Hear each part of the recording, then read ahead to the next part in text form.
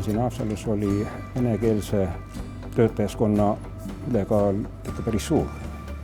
Ja muidugi sai siis arutatud igat kandidaati eraldi, iga inimesega eraldi vesteldud sel ajal, kes mingi koha peale võiks nagu sobida.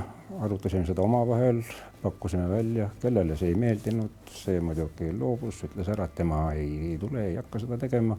Et kui mu mälu nüüd mind ei peta, võib-olla üks inimene siia-sinna, miilitsaja lõpuks oli Haapsalu miilitsajaoskonnas oli 110 töötajat. Ja politsei moodustamise esimeseks päevaks oli siis jäi järele sellest 47.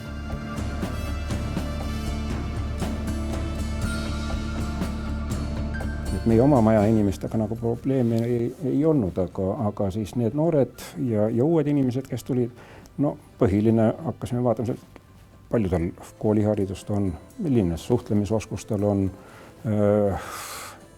kuni sinnamaani, milline silmavaade tal on. Kas tal on aus silmavaade või mitte aus silmavaade, kuni sinnamaani välja. Inimeste suhtumine töösse muutus ja inimeste suhtumine teistesse inimestesse, sest meil ikkagi oli motoks see, et ära tee teisele seda, mida sa ei taha, et sulle tehakse. Minu meelest miilitsasüsteemis see loosung küll ei kehtinud.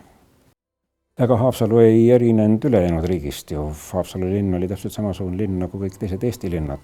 Eraettevõtlus hakkas arenema, aga seal, kus hakkab ju raha liikuma, seal on ju ka need, kes tahavad selle raha hästi kergelt kätte saada. Kõige ärevamad hetked oli see aeg, kui me pidime linna lukku panema, sest avalik kord hakkas käest väga ära minema ja